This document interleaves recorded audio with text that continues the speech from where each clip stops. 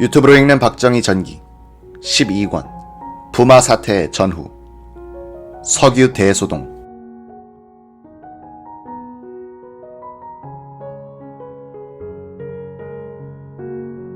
(1973년) (74년에) 제1차 석유 파동을 겪으면서 박 대통령은 이 끈적끈적한 광물에 더욱 한맺힌 유감을 갖게 된다. 이러한 심리 상태가 빚어낸 것이 포항 석유 대소동이다. 오원철은 한국형 경제건설 제6권 엔지니어링 어프로치에서 1976년에 포항 석유 발견 발표를 전후한 비사를 다음과 같이 기술하고 있다. 1975년 12월 5일 박 대통령은 중화공업당 수석비서관 오원철을 서재로 불리는 집무실로 불렀다. 박 대통령은 회의용 탁자에 앉아 오 수석을 맞았다고 한다. 부르셨습니까? 이봐, 포항에서 석유가 나왔대. 박 대통령은 시커먼 액체가 들어있는 링거병을 보여주더니 마개를 뽑고 액체를 큼직한 잿더리에 조금 부었다. 성냥으로 불을 붙이니 잿더리에 번졌다. 시커먼 연기도 났다. 오원철은 순간 이상하다는 생각을 했다고 한다.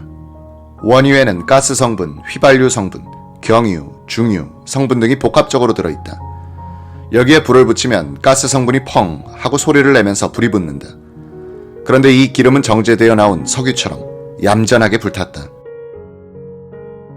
오 씨는 직감적으로 원유가 아니란 생각을 했다. 박 대통령과 함께 기뻐할 기분이 내키지 않았다는 것이다. 오 씨는 석유가 나온다면 얼마나 좋겠습니까? 라고만 했다. 각하 그 기름을 분석해 보겠습니다. 제게 주십시오. 오 씨는 링거병을 가져와서 김광모 비서관에게 보였다. 또 누가 엉터리 보고를 했구먼요. 그때만 해도 오 수석이나 김 비서관은 포항에서 정보부가 시추를 하고 있는 것을 모르고 있었다. 두 사람은 공무원 생활을 하면서 석유가 나왔다는 흥분된 보고가 허위로 밝혀지는 경우를 여러 번 겪었었다. 우물을 파다가 기름이 떠오른다고 해서 현장 조사를 해보면 근처에 미군이 6.25 전쟁 때 기름 탱크를 갖고 있었고 그 기름이 땅속으로 스며들어 우물을 팔 때 물에 섞여 나왔다는 식이었다.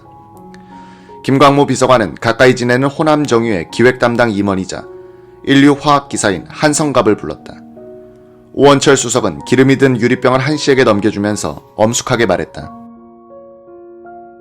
가장 빠른 편으로 미국 칼텍스에 보내서 시험을 하되 신중을 기하시오. 원유일 가능성에 대해서도 의견을 보내주시오. 한 씨는 어디서 나온 겁니까? 라고 물었다. 더 이상 묻지 말아요. 비밀을 철저히 지켜야 합니다. 한 4일이 지났을까? 한 씨가 분석 보고서를 들고 들어와 오 수석에게 설명해 갔다. 이것은 원유가 아니고 경유입니다. 이걸 보십시오. 포항에서 나온 기름을 갖고 가서 증류 시험한 그래프를 펴 보였다. 원유에 열을 가하면 어떤 성분은 낮은 온도에서 증발하고 무거운 성분은 높은 온도에서 증발한다. 이걸 온도 곡선으로 그리면 야산의 능선 모양이 된다. 그런데 한성갑이 보여준 그래프는 담배값을 측면으로 세워놓은 형상이었다. 제로 상태가 한동안 계속되다가 경유가 증발하는 온도에서 갑자기 선이 수직으로 올라가서 한동안 평평해졌다가 경유 성분이 끝나는 곳에서 갑자기 떨어져 다시 제로가 되는 것이었다.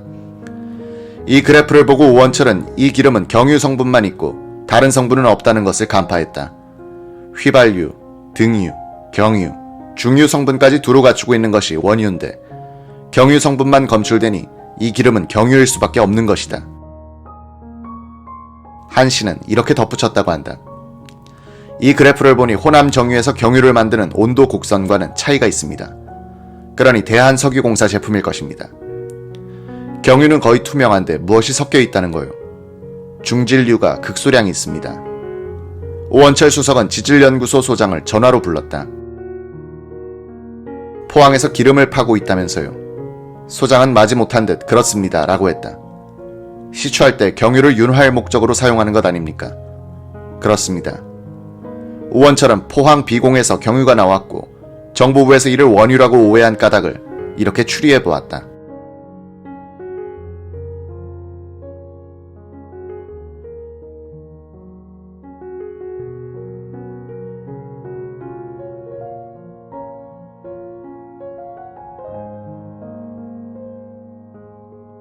하나, 비공지하 1475m에 공동이 있었다. 그 공동은 물로 차 있었을 것이다. 이 공동 부근의 지층에는 틈이 많이 가 있었다. 둘, B공 가까운 곳에서 A공을 먼저 시추할 때 냉각수로서 물을, 윤활제로서는 경유를 상당량 고압으로 주입시켰다. 시추기를 가동하면서 기어 오일이나 그리스 같은 기계유도 썼다.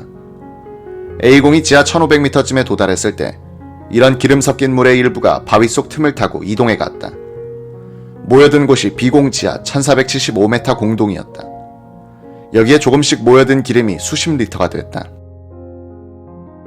셋.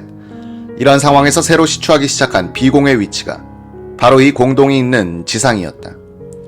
B공 시추기가 지하 1475m까지 도달하여 이 공동을 뚫고 지나가게 됐다. 이 시추기는 이 지점에서 2m쯤 뚝 떨어지는 현상이 생겼다. 경유와 윤활유 등은 공동 안에 물 위에 떠 있었는데 시추 갱정을 메우고 있는 순환 이수를 타고 지표면으로 올라오게 됐다. 이것을 본 현장 사람들이 원유가 나왔다고 오해한 것이다. 때는 1975년 12월 3일 새벽 2시 30분이었다.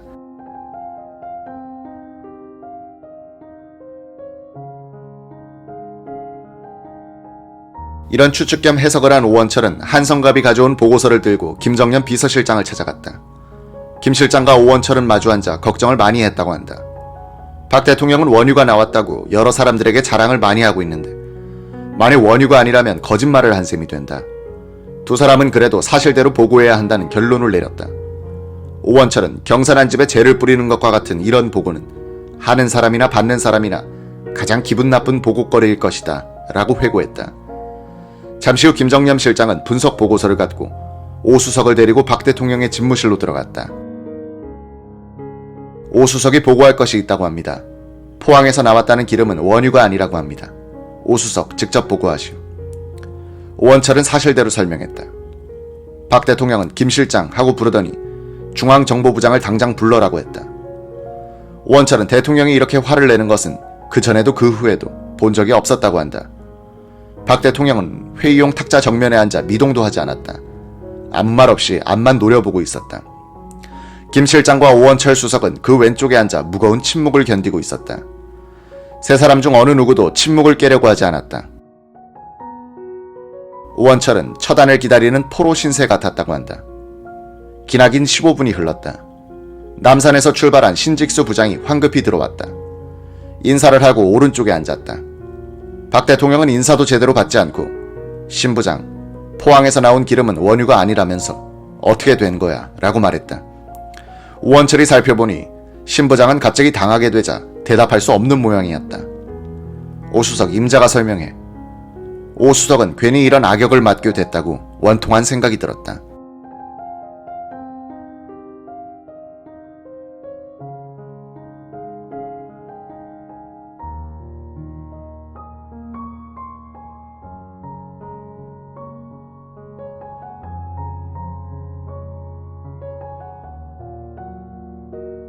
포항에서 나온 기름이 진짜 원유라면 여기 모인 사람들이 모두 좋아할 텐데. 비밀 공작하듯이 석유 탐사를 벌이고 있는 정보부에 오 수석의 기술자적인 오기가 칼을 들이댄 꼴이 됐다. 오 수석은 될 수 있는 대로 간단하게 요점만 설명하기로 했다. 석유가 나왔다고 해서 너무 기뻤습니다. 그 원유를 미국의 칼텍스에 보내 분석을 시켰습니다. 그 결과 원유가 아니고 경유란 판단이 나왔습니다. 보고서를 신부장에게 넘겨주니 수행한 간부가 받아본다. 박 대통령이 먼저 이 어색하고 긴장된 분위기를 풀려고 했는지 오원철을 향해서 오 수석 임자 생각은 어때? 라고 말했다. 각하, 정보부에서 보고한 대로 시추 작업에서 채취된 기름이라는 것은 사실입니다. 다만 전문가가 아니라 원유로 잘못한 것 같습니다. 중앙정보부가 조작한 것은 아니다고 정보부를 변호하는 답변을 했다. 박 대통령은 다시 생각에 잠겼다. 잠시 후 그는 무겁게 입을 열었다. 신부장, 포항에 석유가 있다느니 없다느니 말썽이 많으니 이번 기회에 속시원히 뚫어서 확인토록 하시오. 그제야 오원철은 안도의 한숨을 쉬었다. 신직수 부장이 상처를 받지 않고 이 침통한 분위기에서 헤어난 것이 다행스럽게 생각됐다. 박 대통령의 절묘한 결심에 경의를 표하고 싶었다. 박 대통령은 신부장을 수행한 간부에게 말했다. 앞으로 석유 탐사를 할 때는 오 수석과 자주 상의를 하라. 그리고 오 수석을 통해서 보고토록 하라. 유튜브로 읽는 박정희 전기 12권 부마 사태 전후 기름이 든 유리병.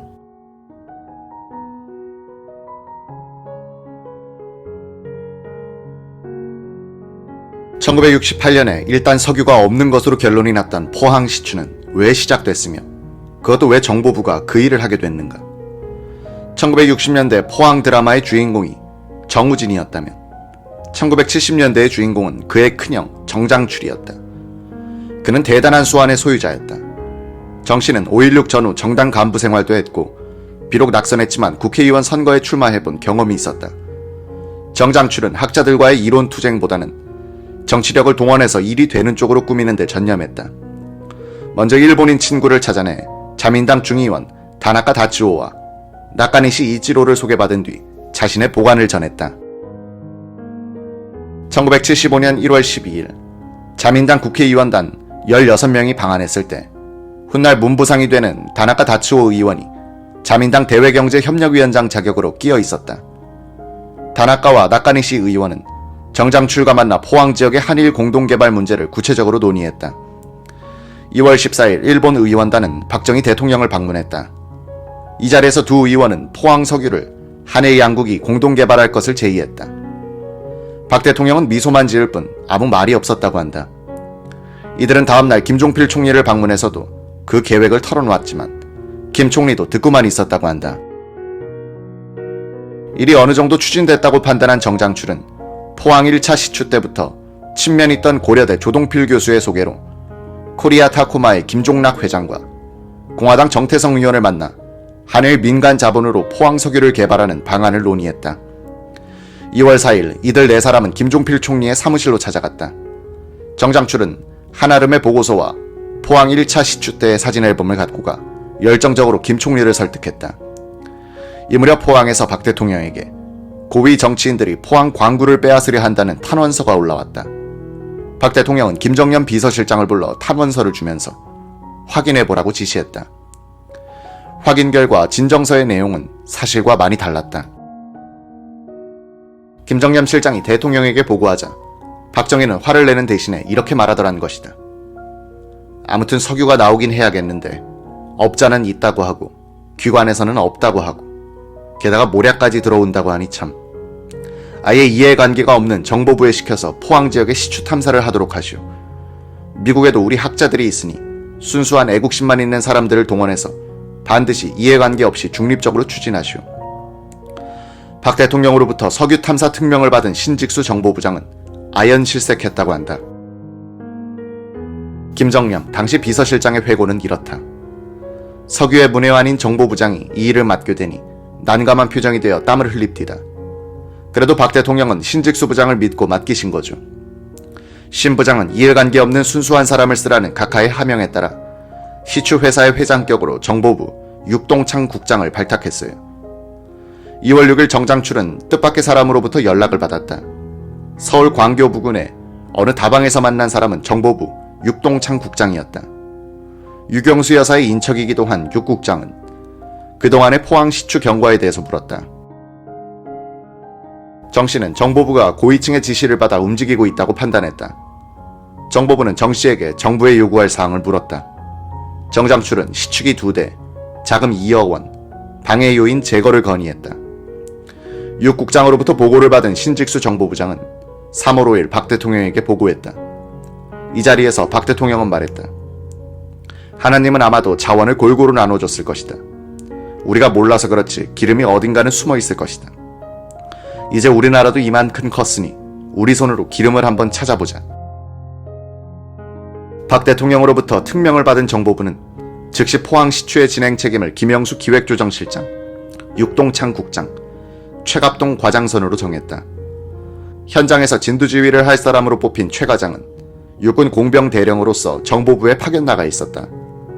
1975년 5월 31일부터 포항에서 중앙정보부 특별 석유탐사반은 동신 산업공사라는 위장 간판을 내걸고 정장출이 지목한 3개 지점 A, B, D 3개 갱정의 시추기 공식을 올렸다. A, B공은 정장출, D공은 자문위원들의 의견이 많이 반영된 위치 선정이었다고 한다. 정보부는 상공부로 하여금 정씨 형제들이 갖고 있던 이 지역의 석유 개발권을 실적이 없다는 이유로 그 등록을 취소시켰다.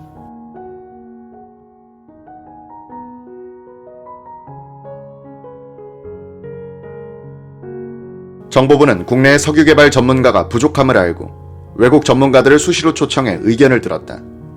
1975년 6월에는 프랑스 국립석유연구소의 라트레이유 박사가 포항을 답사 퇴적층이 너무 작다. 학술 목적의 시추가 아니라면 몰라도 경제적 목적의 시추로는 적합하지 않다는 비판적인 보고서를 냈다. 시추 작업도 비관적으로 진행됐다. 퇴적층이면 을에 나오는 천연가스 발견을 제외하고는 별다른 낭보 없이 가을로 접어들었다.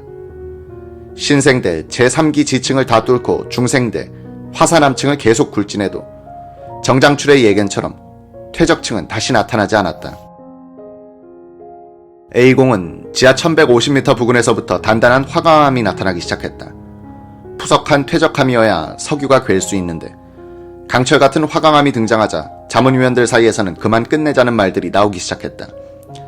문제의 B공에서는 지하 900m쯤에서 화산암층이 나오다가 지하 1400m쯤에서부터 화강암층이 나타났다. 자문위원들은 이제 그만하자는 의견을 냈다. 1975년 12월 3일 새벽 2시 30분경 포항 시추 현장 당직실에서 숙직 근무하던 광업진흥공사 파견 직원 곽승진은 전화벨 소리에 잠을 깼다. 지금 이상한 게 올라오고 있습니다.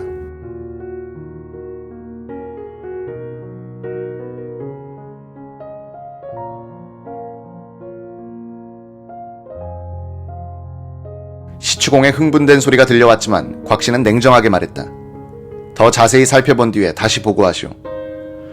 그동안 포항 시추 현장 책임자였던 동신산업 최갑동 사장은 시추공들에게 기름이 나오는 걸 발견하면 상금 100만 원을 주겠다고 하여 종종 시추공들이 오인 보고를 해오는 경우가 있었다. 비슷한 시각 이상한 예감에 잠이 오지 않았다는 정장출도 전화를 받았다. 그는 즉시 현장으로 달려나왔다. 정씨가 현장에 가보니 구멍에서 나오는 물을 받아두는 큰 통에서 물이 넘쳐 배수로를 따라 논도랑으로 흘러들고 있었다. 시추 구멍에서는 샘솟듯 하는 지층수와 함께 시커먼 액체가 솟아나와 수면 위로 확 번지고 있었다. 정씨는 논도랑을 따라 300m쯤 걸어갔다. 시커먼 액체와 뒤섞인 물이 계속 흐르고 있었다. 시추공들의 설명이 있었다. 새벽 2시경 시간당 1cm 정도의 느릿한 속도로 내려가던 시추봉이 지하 1475m 지점에서 갑자기 푹 꺼지듯 쑥 들어갔다. 마치 공동을 통과하듯 약 2m를 그렇게 지나갔다. 우리는 사고가 난 줄 알고 굴진을 중단했다. 그런데 갑자기 검은 액체가 시추공을 통해 솟아나기 시작했다. 불을 댕기니 연기를 내며 탔다. 정씨는 문제의 액체를 채집하기 전에 사진 촬영부터 해뒀다. 그는 동신산업의 회장격이던 육동창 국장에게 전화를 걸었다. 육 국장은 속단하지 말라고 주의를 주었다고 한다. 한편 인하공대 화공과 이희철 교수는 이날 아침 8시 30분경 인천의 학교로 출근했더니 정보부로부터 온 전화가 기다리고 있었다. 최갑동 사장이었다. 즉시 서울역으로 나와 포항 시추 현장으로 내려오라는 이야기였다. 이 교수는 잠시 어리둥절했다. 포항 시추 자문위원이었던 이 교수는 다른 자문위원들과 함께 바로 전날 포항에서 서울로 돌아왔던 것이다. 10여 명의 자문위원들은 포항에서 이틀 동안 비공 평가회의를 가졌다. 거의 모든 학자들이 비관적인 견해를 보였다. 그런데 하루 만에 기름이 나왔다는 것이다. 이 교수를 태운 정보부 승용차가 포항에 도착한 것은 정오가 조금 지나서였다. 갱정에서 샘솟듯 나오던 암갈색 액체는 오후 2시쯤 끊어졌다. 약 12시간 동안 한 드럼가량의 액체가 나온 셈이었다. 이희철 교수는 샘플 한 통을 받아 싣고 곧장 울산 정유공장의 원유 분석실로 달려갔다. 기술자들에게 엄중한 함구령을 내린 이 박사는 샘플 분석을 지시했다. 증류시험, 가스 크로마토그래피 및 형광 분석 등을 거친 뒤 분석자는 경질의 원유입니다 라고 말했다고 한다. 곁에 있던 정보부 직원은 이 낭보를 본부로 전했다. 이 액체는 두 갈래 경로를 따라 고위층에 전달됐다. 정장출은 그날 아침 서울로 전화를 걸어 부인을 급히 포항으로 내려오게 한 뒤 기름이 든 유리병을 코리아 타코마 김종락 회장에게 전달했고 김 회장은 친동생인 김종필 국무총리에게 갖다 주었다. 다른 한편으로는 최갑동, 육동창, 신직수로 연결된 정보부 명령 계통을 따라 기름이 든 유리병이 옮겨 다녔다. 12월 5일 신직수 부장은 분석표를 붙인 공식적인 기름병을 김종필 국무총리와 박정희 대통령에게 전달했다. 박 대통령은 기름병을 받아들고 아이처럼 좋아했다. 곁에 서 있던 김정년 비서실장에게 하나님이 우리를 버리지 않았어. 우리도 이제 산유국이 될 수 있구나 라면서 재떨이에 기름을 붓고는 라이터로 불을 붙였다. 그리고는 이걸 그냥 마시고 싶다고 했다는 것이다. 유튜브로 읽는 박정희 전기 12권 부마 사태 전후 석유에 한이 맺힌 대통령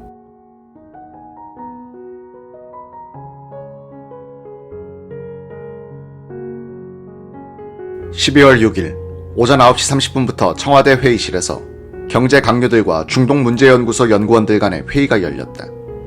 낮 12시 30분경 회의가 끝나자 박 대통령은 김정년 비서실장에게 김 실장, 내 집무실에 있는 그것 좀 가져와 보시오 라고 했다. 잠시 후 대통령의 책상 위에 검은 액체가 담긴 유리병이 올랐다. 박 대통령은 내가 오늘 여러분께 기쁜 소식을 하나 알려주겠소. 우리나라 포항에서 기름이 나왔습니다. 이게 바로 그 원유니까 한 번씩 돌려가면서 보시오 라고 말했다. 어떤 사람은 손가락으로 찍어 맛을 보기도 했다. 12월 9일 박 대통령은 대구에서 열리는 전국 새마을 지도자 대회에 참석하기 위해 특별 열차를 탔다. 열차가 경기도 안양에 이르렀을 때 옆칸에 타고 있던 임방현, 장동훈, 박진환 특별 보좌관들을 불렀다. 박 대통령은 이들에게 원유를 개발하게 된 경위와 실용적인 단계에 이르기까지의 문제점 등을 자상하게 설명하기 시작했다. 이 무렵 박 대통령은 석유가 나오는 꿈을 꾸다가 깨는 바람에 아쉬웠다는 이야기를 측근들에게 한 적이 있었다. 석유에 한이 맺힌 대통령은 원유가 담긴 병을 자신의 집무실에 둔 이후부터 틈만 있으면 누군가에게 이것을 자랑하고 싶어진 것이다. 이날 저녁 숙소인 대구 수성관관 호텔에서 열린 만찬장에서도 박 대통령은 포항 석유 발견의 보안을 지킬 수 없었다. 다음날 새마을 지도자 대회가 끝난 뒤 전국 지방장관들과 가진 오찬석상에서도 박 대통령은 이 소식을 알렸다. 이로써 포항 석유의 비밀이 깨져버렸다. 1975년 세모의 한국 사회는 대통령으로부터 번지기 시작한 석유의 꿈을 불태우며 저물어갔다. 필자는 1976년 1월 1일자 국제신문 사회면 머릿기사를 썼다. 기사 제목은 석유여 솟아라. 포항 일대 중생대 경상계 지층 탐사서 희망적 결론이었다. 직설적으로 포항에서 석유가 나왔다는 언급은 없었지만 석유가 나왔다는 전제하에 유전 가능성을 지적한 내용이었다. 기자는 연초의 연휴 때 포항 시추 현장을 둘러보았다. 해양 석유 시추선에 눈이 익은 기자에겐 매우 초라한 규모의 시추탑이었다. 시추 구멍 사이의 거리로서 배사 구조의 크기를 대강 짐작하고 왔다. 1976년 1월 4일 회사에 출근하니 정보부 부산지부에서 좀 와달라는 연락이 왔다. 갔더니 포항 석유 관련 기사는 쓰지 않기로 되어 있는데 무슨 의도에서 썼느냐는 추궁이 있었다. 정복과장이 기자를 수사과 직원한테 넘겨 진술조서를 받게 했다. 몇 시간 지나 풀려나긴 했지만 정복과장의 정중한 태도가 인상에 남았다. 1979년 10월 27일 아침 경찰서 출입기자이던 필자는 전국에 지명수배된 대통령 시해 사건 범인 자료를 보다가 깜짝 놀랐다. 필자를 조사한 그 정복과장이 시해범으로 지명수배되어 있는 게 아닌가. 그가 박 대통령 경호원인 안재송, 정인영 두 사람을 사살한 박선호 의전과장이었던 것이다. 1976년 1월 15일 당시 국제신문 사회부 소속이던 필자는 박 대통령이 연두기자회견 때 혹시 기름에 대해 언급할지 모른다는 생각에서 라디오에 귀를 기울이고 있었다. 전날 미리 포항 시추 관련 기사를 몇 곡지 써두었지만 박 대통령이 기자회견에서 석유 발견을 확인해주지 않으면 신문에 게재할 수 없게 돼 있었다.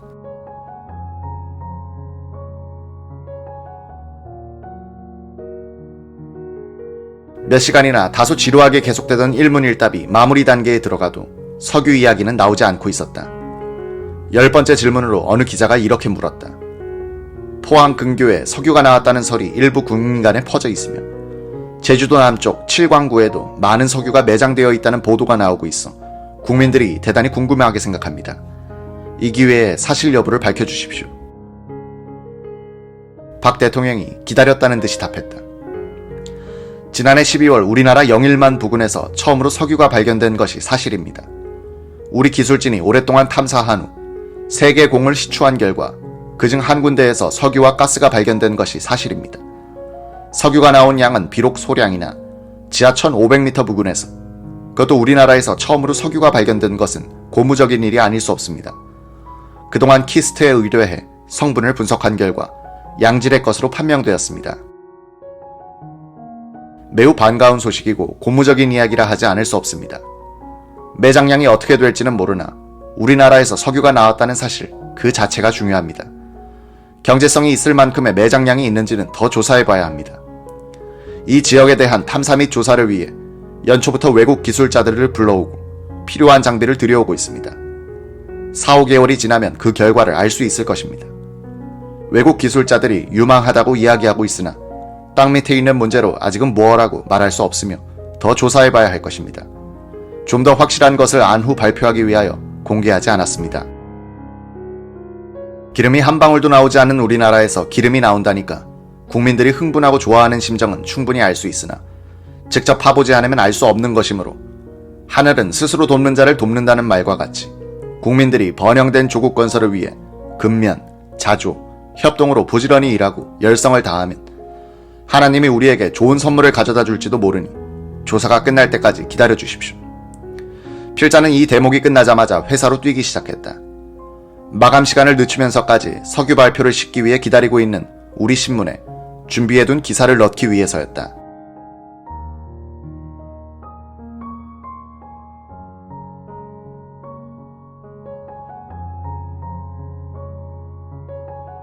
오원철 수석은 이 기자회견장에 배석하고 있었는데 석유 관련 질문이 나오자 불안했었다고 한다. 박 대통령의 설명을 분석해보면 그는 포항 석유가 원유가 아니란 사실을 알면서도 원유가 발견된 것처럼 말했고 마치 매장량이 많아 유전으로 성립될 수 있으리란 기대감을 주는 방향으로 대답을 하고 있음을 알 수 있다. 경제성이 있다는 이야기를 하지 않았으나 포항 석유 발견에 대단한 의미를 두는 발언이었다. 박 대통령의 이 발표에다가 혹을 덧붙인 것이 언론의 소나기 같은 과장 조작 보도였다. 거의 모든 신문은 포항 석유 발견 발표를 일면 머리에 통단 컷 제목으로 보도했다. 이런 편집은 북한이 남침하거나 현직 대통령이 사망한 경우에나 사용한다. 박 대통령은 석유가 나왔다고만 했는데 거의 모든 신문들은 유전이 발견된 것처럼 보도했다. 퇴적층을 뚫으면 소량의 석유는 자주 나오지만 경제성이 있을 만한 유전 발견율은 2% 정도에 불과하다는 것을 무시하고 우리도 산유국이 됐다느니 이제 세금을 내지 않아도 될 날이 오고 있다느니 보도하는가 하면 어느 중앙지는 포항 유전의 매장량은 일본 최대 유전의 10배, 중동 최대인 멜라님 유전과 맞먹는 69억 배럴로 추정된다고 백일몽 같은 기사를 쓰고 있었다. 이런 기사로 해서 주식 가격은 연일 폭등했다. 참고로 일본에서 당시 가장 큰 유전은 매장량이 약 6천만 배럴이었고 중동에서 가장 큰 유전은 사우디아라비아의 가와르 유전으로서 매장량이 약 700억 배럴이며 멜라님이란 유전은 존재하지도 않았다. 필자는 박 대통령의 석유 발견 발표 다음 날부터 포항 석유에 대해서 비관론자가 되어가고 있었다. 포항 시추에 관계했던 기술자들과 접촉하면서 언론 보도나 박 대통령의 희망서린 발표와는 다른 냉담한 견해를 듣기 시작한 것이다. 필자는 포항 석유가 유증 정도이고 그 한 해 전 부산 앞바다인 제6광구 도미 A 갱정에서 발견된 함유층보다도 오히려 의미가 작은 것이라는 판단을 하게 됐다. 도미 A 갱정 석유 발견 특종을 해본 필자로서는 기름 몇 드럼의 발견이 유전과는 아무 관계가 없는 경우가 훨씬 많다는 것을 실감한 때문에 포항 석유가 유전 성립으로 이어질 가능성을 확신할 수 없었다. 박 대통령의 언급에서 필자가 느낀 것은 아하, 이분이 석유를 무슨 우물 파는 식으로 이해하고 있구나 하는 점이었다. 그는 지하 1475m에서 기름이 발견됐으니 더 깊게 파면 더 많이 나온다는 식으로 이해하고 있는 것이 틀림없다는 감을 갖게 된 것이다. 목표로 하는 지층에서 기름이 나오지 않으면 더 깊게 판다고 해서 기름이 발견되는 것이 아니다. 유튜브를 읽는 박정희 전기 12권 부마 사태의 전후 해고되는 조갑재 기자.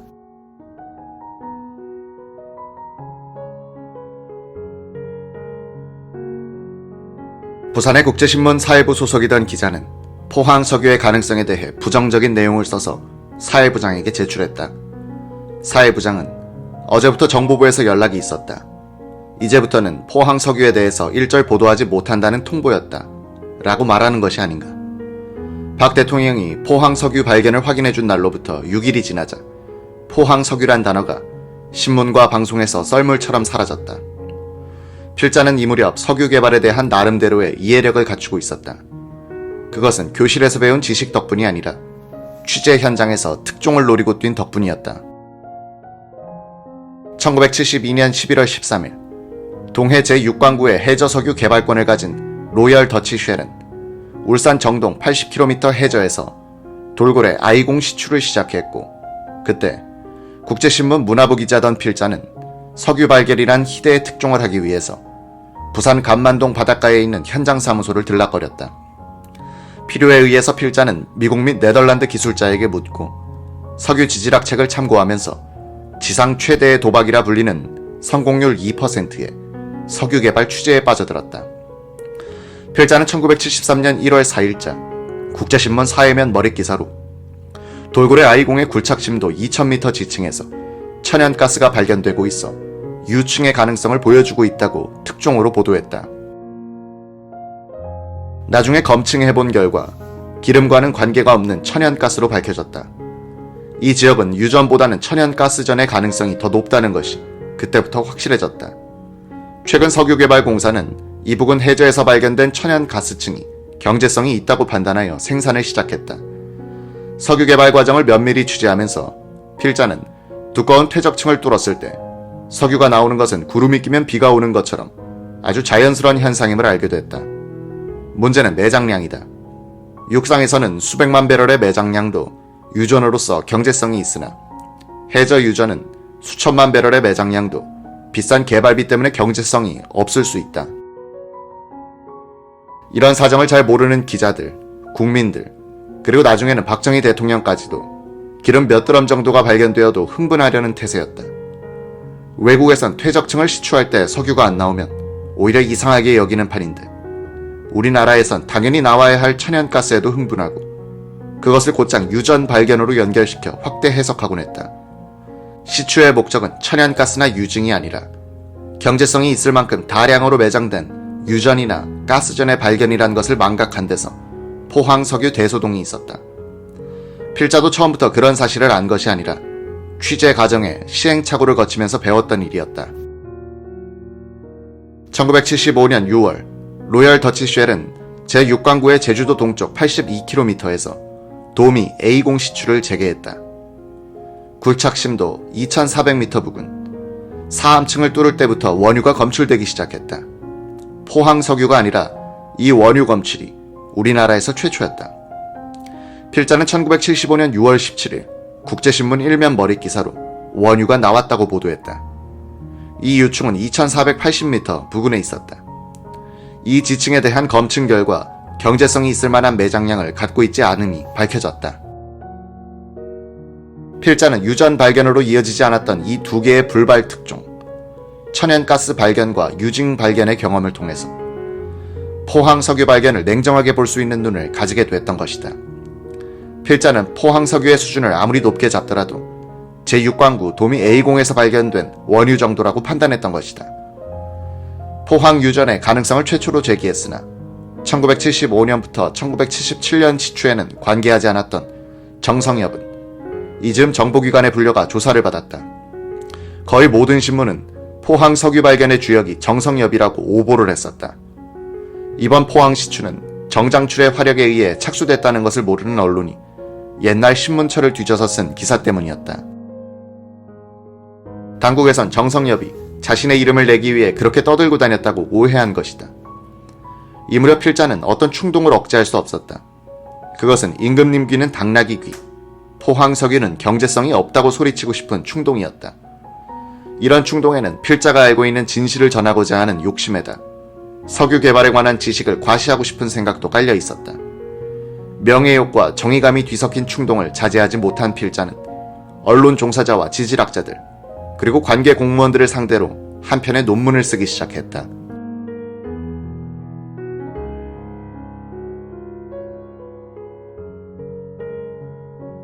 (1976년 5월에) 들어서자 포항 석유에 대한 2차 발표가 있을 것이란 소문이 퍼지기 시작했다.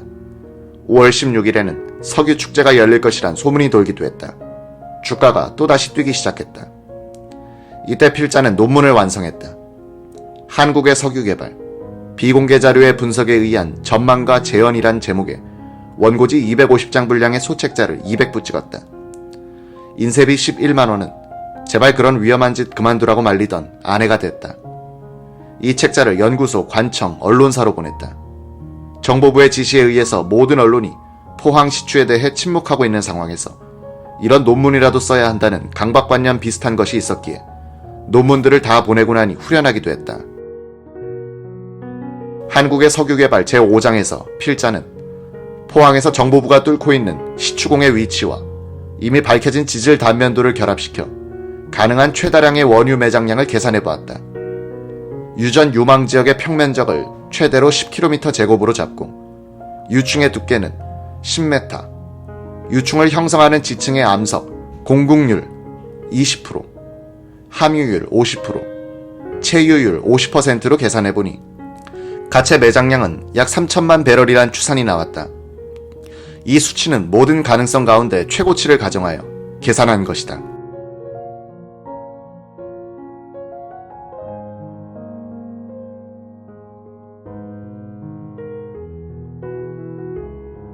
이 최대치를 기준으로 해도 포항 석유로 한국이 석유를 자급자족하게 되었다느니 세금을 내지 않아도 되게 되었다느니 하는 보도는 터무니없는 과장이라고 필자는 지적했다.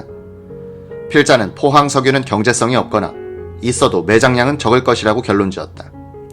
한 보름 뒤 정보부 부산지부에서 좀 보자는 연락이 왔다.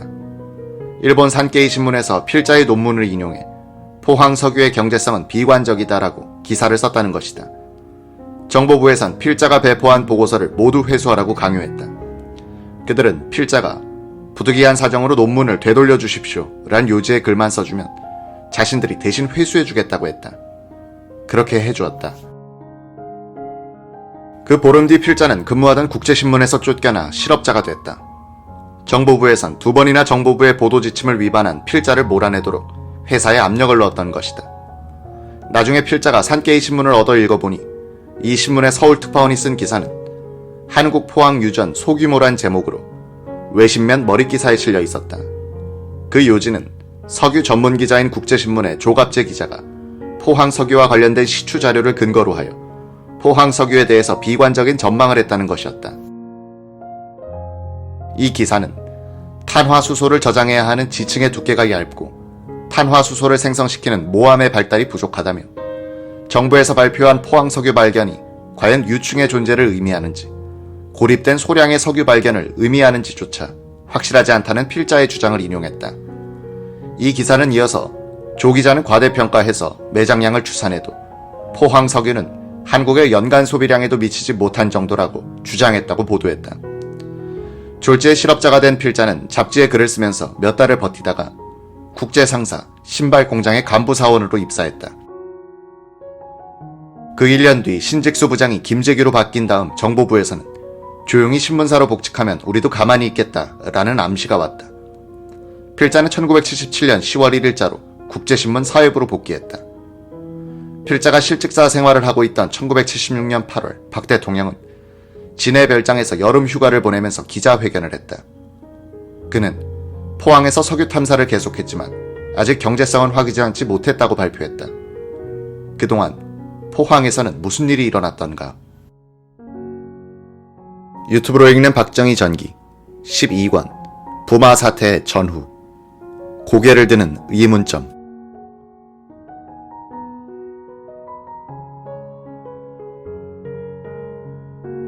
(1976년) 연두 기자회견석상에서 한 박 대통령의 석유 발견 발표 이후 정보부는 바빠졌다. 신직수 부장은 검사 출신답게 합리적이고 신중한 사람이었다. 정보부는 박 대통령이 그런 발표를 하는 것에도 반대했다고 한다. 언론의 과장 왜곡 보도로 여론이 과열되자 우선 언론의 포항 관련 보도를 일절 금지시킨 다음 정보부는 미국에서 5,000m까지 뚫을 수 있는 유전 시추기를 도입하고 미국인 석유 시추 기술자 20여 명을 데리고 왔다. 명인성, 김현수 박사 등 해외에서 활동 중이던 한국인 전문가들도 초빙했다. 동신산업은 현대적 석유개발 회사로 변모했다. 3월에 정보부의 위장회사 동신산업은 기름이 나온 비공 북서쪽 약 50m 지점에서 DS-150을 뚫기 시작했다. 비공 시추는 일반 광산용 시추기를 사용했기 때문에 구멍이 지름 2.7cm로 좁아 검층을 하지 못했기 때문이다. 시추기가 굴진 심도 1000m를 넘어 석유가 나왔던 1475m를 향해 접근하자 누구보다도 가슴을 죄기 시작한 것은 현장 책임자인 동신산업 사장 최갑동이었다. 육군 대령이던 그는 포항 석유 발표 직후 준장으로 진급했다. 지하 1394m에서 1396m 안산함에서 형광 반응이 있었으나 기름은 비치지 않았다. 시추봉은 지하 1400m를 넘어섰다. 메마르고 단단한 화강암층을 갈아서 부수면서 조금씩 파고 들어갔다. 최 사장은 침식을 있다시피 하며 현장에 나와 초조하게 작업을 지켜봤다. 정보부, 청와대로 매일 아침 보고를 했다. 그는 졸도했다. 긴장의 연속에 의한 신경성 고혈압 때문이었다. 병원에 며칠 입원해 있다가 링거 주사를 팔뚝에 꽂은 채 현장에 다시 나타났다. 문제의 유충 심도에 접근하고 있다고 생각하니 도저히 병상에 누워있을 수 없었다는 것이다. 1450m, 1470m, 1480m, 1490m, 1500m, 1550m. 기름은 나오지 않았다. 최 사장은 눈에 띄게 초췌해졌다. 초조하게 좋은 소식을 기다리는 정보부장과 대통령 쪽으로 매일 유증 없음이란 보고를 하는 것도 이만저만한 고역이 아니었다. 마침내 신직수 부장은 석유보다도 건강이 더 중요하다고 훈계를 한 뒤 그를 부산의 동네 온천장으로 강제 휴양을 보내버렸다. 비공에서 불과 50m 거리를 두고 뚫었는데도 기름이 나오지 않았으니 귀신이 고칼 노릇이었다. 함유층은 보통 고립적으로 존재하지 않는다. 수제곱킬로미터, 수십 제곱킬로미터를 뻗어 있는 법이기 때문에 같은 그 지층에 도달하면 유증이 나오게 되어 있다.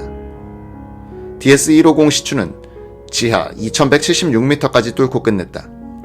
화강암층이 끝날 줄 몰랐기 때문이었다. 기름은 사암, 석회암 같은 물은 퇴적층에 스며 있지 강철 같은 화강암층에서는 발견되지 않는다. 정보부는 화강암을 지나면 또다시 퇴적층이 나오겠지 하는 기대를 버리지 않고 굴진을 계속했으나 인간의 소망이 아무리 간절하다고 한들 자연의 이치가 바뀔 리 없었다. 정보부는 이어서 기름이 나온 비공에서 남동쪽으로 수십 미터 떨어진 장소에서 DS-250을 시추하기 시작했다. 문제의 지하 1475m 지층을 목표로 했다. 이런 시추는 아마도 세계 석유 개발 사상 처음이었을 것이다. 마당만한 면적에 새 구멍을 뚫는다는 것은 이미 유전을 찾자는 것이 아니었다. 한국 대륙붕 시추에서는 수십 제곱킬로미터의 평면적을 가진 유전 유망지층에 대한 평가를 단 한 구멍의 시추로 결론을 내렸다. 포항 시추는 유전이 아니라 대통령이 발표한 석유 발견의 진실성을 확인하는 것으로 그 성격이 변질돼 버렸다. DS-250 시추도 지하 1475m를 아무 소식 없이 통과했다. 매일 아침 아무 징후 없습니다란 보고를 정보부, 청와대 비서실로 올려야 하는 최갑동 동신산업 사장의 괴로움이 극에 달하고 있었다. 오원철 수석은 직접 전화를 걸어와 무슨 소식이 있습니까? 하고 물어오기도 했다. 멀리 떨어져 있는 박 대통령의 숨결이 느껴지는 듯했다. 박 대통령은 그해 3월 포항의 시추 현장을 찾아 격려하고 올라가지 않았던가. 단단한 화강암층을 파고 들어가는 것을 보다 못한 한 미국인 기술자는 자문위원인 이희철 교수에게 당신들은 차라리 금을 찾는 것이 낫겠다고 말하더란 것이다. 새 구멍 굴진을 시작하는 한 기공식에 참석한 김영수 정보부 기조실장은 최갑동에게 이번에도 기름이 나오지 않으면 너를 이 구멍에 파묻어버리겠다고 농담을 했다. DS-250에서 유증이 나오지 않자 정보부는 지하 1823m에서 굴진을 종료했다. 다른 지역의 시추공에서도 아무 성과가 없었다. 필자가 포항 석유는 경제성이 의문시된다. 있다고 해도 소규모일 것이라는 요지의 논문을 써낸 것은 이처럼 정보부의 신경이 예민해져 있을 때였다.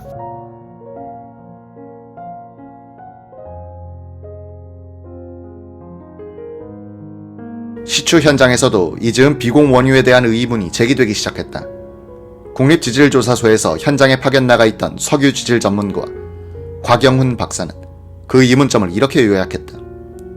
우선 석유가 나올 수 없는 지층에서 나왔다는 점이었습니다. 석유 주질 학설로는 어떤 경우에도 설명이 되지 않는 석유 발견이었습니다. 즉, 과학으론 해명이 되지 않는 현상이었다는 점입니다. 포항 지역에서 석유가 나올 가능성이 있는 곳이라고는 최대 두께가 800m쯤 되는 제3기 해성층뿐입니다. 그런데 이 3기층을 여러 번 뚫어보니 석유를 생성하기에는 지층의 성숙이 미흡하다는 결론이 났습니다. 비공의 기름은 이 3기층이 아니라 중생대의 백악기층, 그것도 화강암, 정확히 말하면 규장암 지층에서 나왔단 말입니다.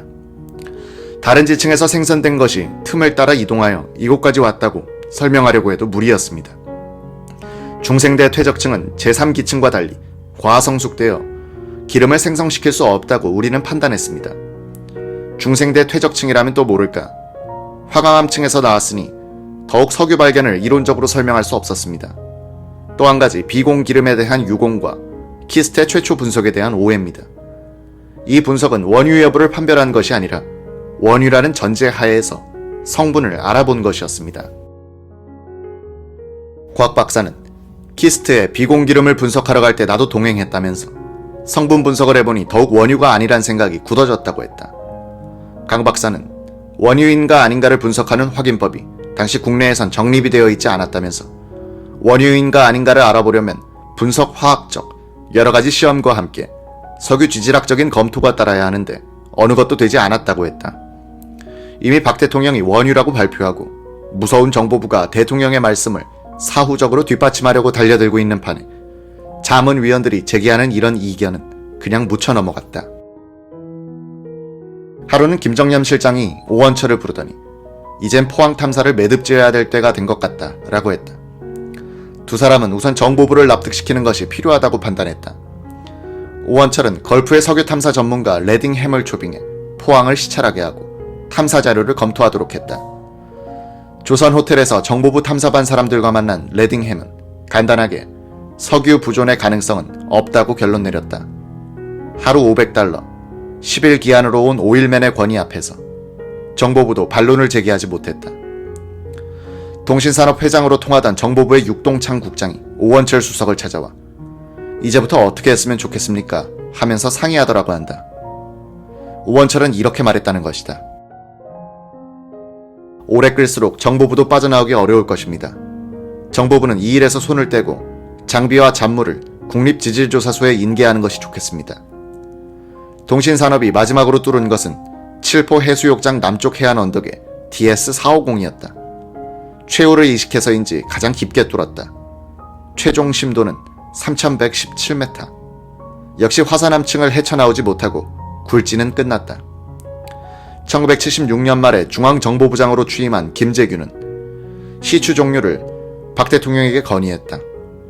이 자리에서 박 대통령은 석유가 있는가 없는가를 확인하는 것도 통치자의 의무가 아니겠는가 라고 말했다고 전한다.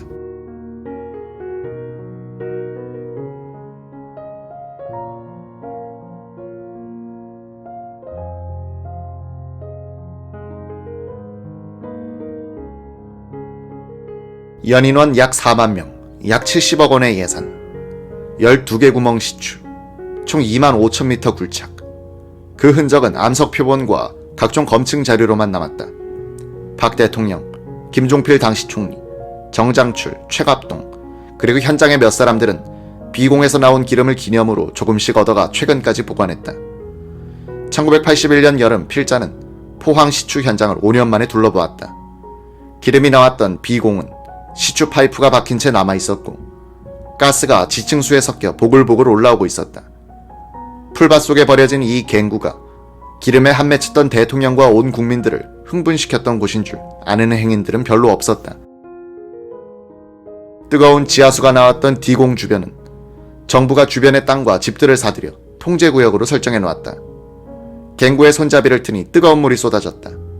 국립지질조사소의 후신인 동력자원연구소의 현장관리소 직원들은 굴착 장비에 기름칠을 해가며 다시 때가 오기를 기다리고 있었다.